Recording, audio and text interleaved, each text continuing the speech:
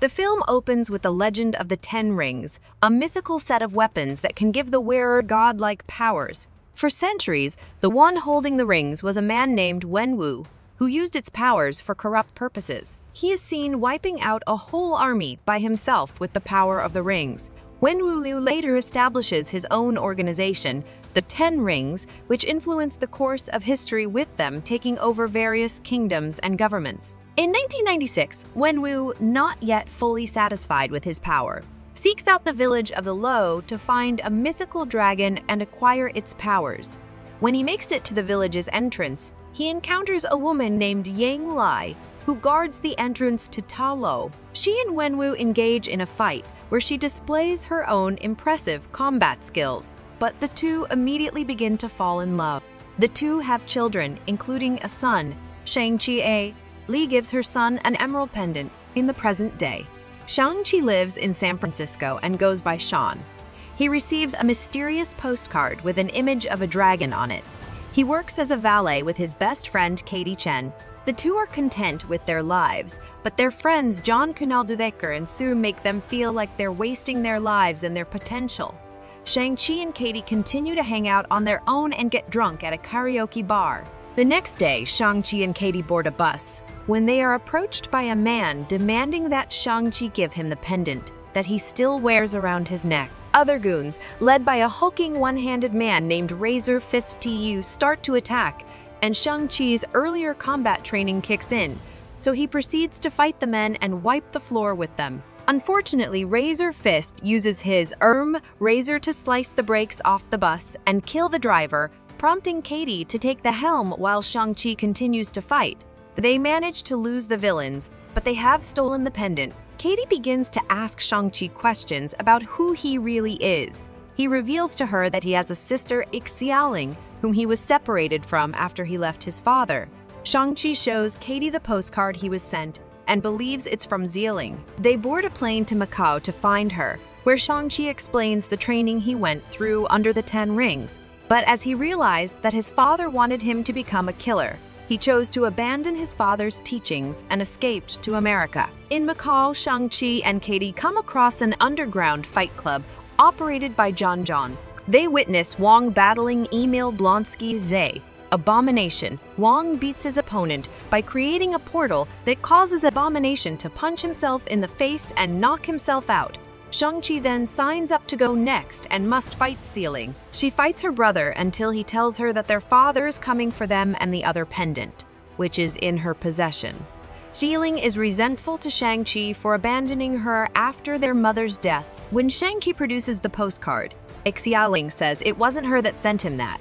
Soon, Ten Rings assassins, led by Death Dealer, begin to attack the place as Xialing ditches Shang-Chi and Katie. Shang-Chi fights the assassins just outside the building and defeats most of them.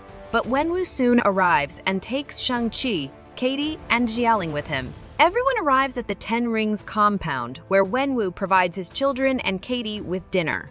He wants Shang-Chi to take his place as his successor to lead the Ten Rings, but Shang-Chi wants nothing to do with his father's legacy. Wenwu also mentions the fake Mandarin character from America that falsely represented him and his organization. He talks about Lai and how everything in his life changed for him after they met, and how lost he felt when she died, desperate to bring her back.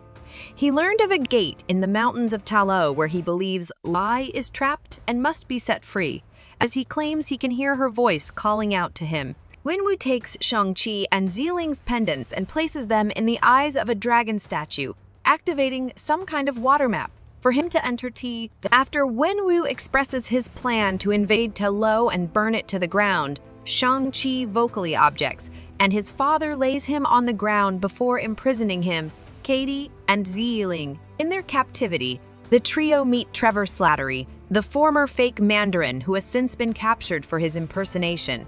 But his only company is a furry, faceless creature he calls Morris. With their help, the trio find an escape route that leads to the garage, and they steal Razor Fist's car to make their way to Ta Lo. On their path, the forest attempts to eat the group as they drive through it, but they manage to make it to Ta Lo safely.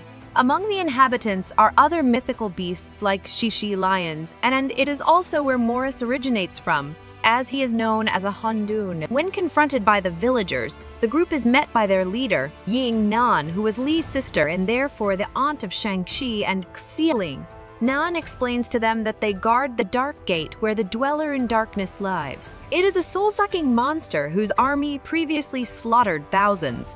Before they could make their way into the outside world, the warriors of Talo fought back alongside the Dragon Guardian, the Great Protector, and they helped imprison the Dweller behind the gate. The Dweller is manipulating Wenwu into believing that Li's voice is calling out to him.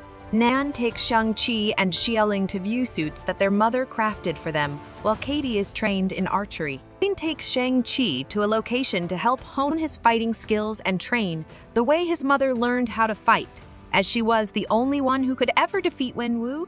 As Wenwu continues going over his research of the Lo, a flashback is shown where old adversaries of the Ten Rings, the Iron Gang, attacked the compound, and while Li fought them off, she was killed by them. In his fury, Wenwu took the young Shang-Chi with him and made him witness as he used the Ten Rings to slaughter the Iron Gang, and Shang-Chi first witnesses the brutality of his father. Shang-Chi later confides to Katie that he worries he is no different from his father and resolves that he must kill Wenwu to stop him from hurting others. Soon, Wenwu leads the Ten Rings as they make their way into Talo, and the heroes and villagers all gather for battle. As the fight rages on, Shang-Chi confronts Wenwu with a bow staff.